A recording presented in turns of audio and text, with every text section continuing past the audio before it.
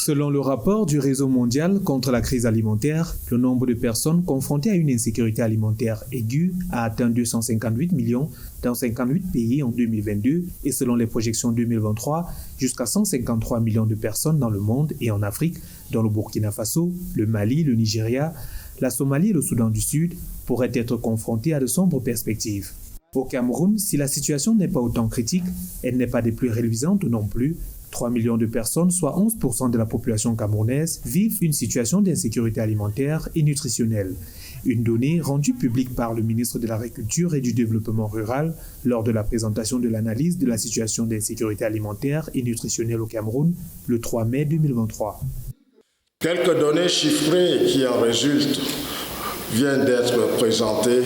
à savoir que 11% de la population est en situation d'insécurité alimentaire aiguë, soit 3 12 103 personnes. 1% de cette population est en phase d'urgence, c'est-à-dire 335 899 personnes, contre 253 853 personnes en mars 2022, et 10% en phase de crise, soit 2 676 204 personnes.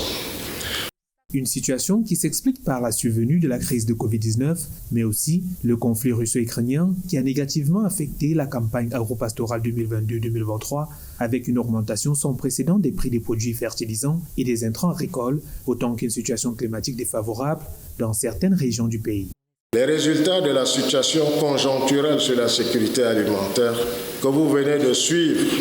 montrent que la campagne agropastorale 2022-2023 a été impactée négativement par la flambée des prix des intrants agricoles tels que les engrais et les produits phytosanitaires principalement, dû d'abord à la crise russo-ukrainienne,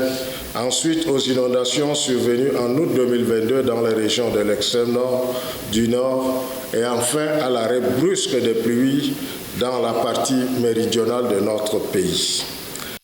Pour remédier à cette situation, les autorités s'engagent à renforcer les moyens de production, mettant en place des conditions favorables à une production animale et halieutique, dont la subvention des engrais et autres pesticides pour les petits agriculteurs qui représentent 80% de la production vivrière nationale.